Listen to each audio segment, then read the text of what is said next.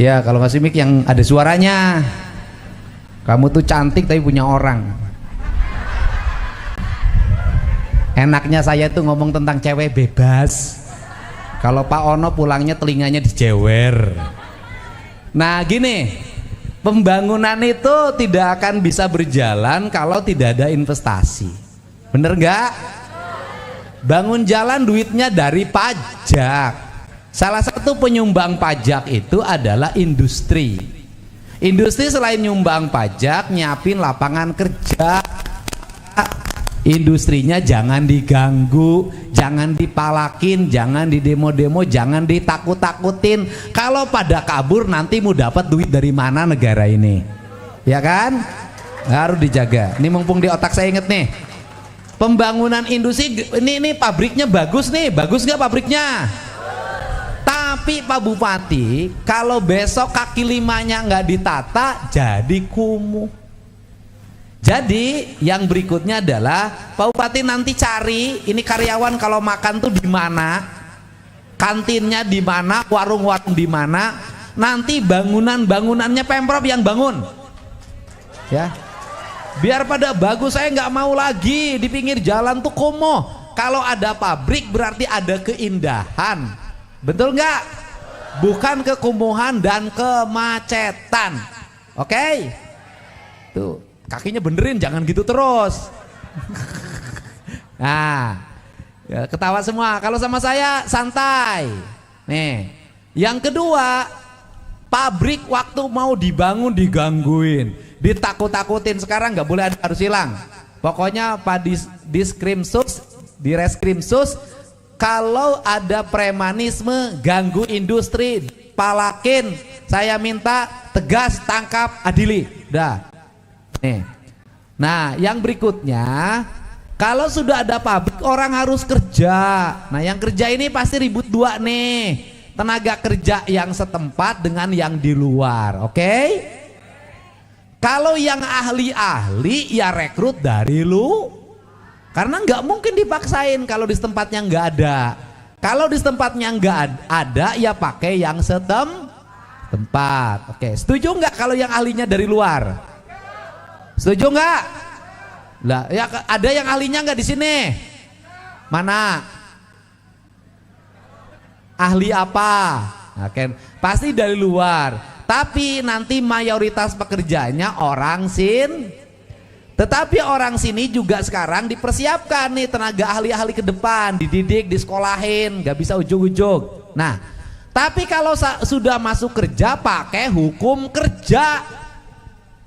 Saya ngasih tahu bagi suami-suaminya yang istrinya kerja, suaminya nggak kerja, harus perhatian sama istrinya. Bener gak?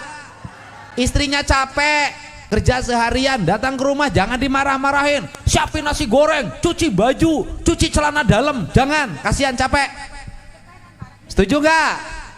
Iya.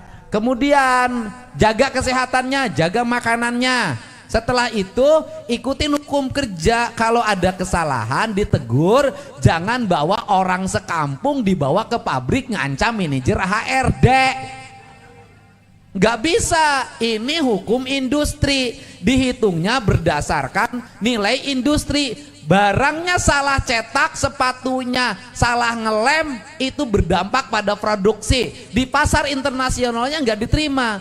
Kalau di industri itu kirim barang satu kontainer yang cacat satu, yang dibalikin ke Indonesia satu kontainer, rugi nggak perusahaan? Makanya di perusahaan itu kalau agak sedikit sadis-sadis, ya memang hukumnya sadis. Kenapa? Di luar negeri juga sadis yang belinya, ya nggak ada toleransi. Nah yang berikutnya, ngelamar kerja ngantre ribut. Atau kalau nggak permainan HRD main dengan tokoh desa, nanti KTP-nya diurus, duit. Ngelamar kerja, duit.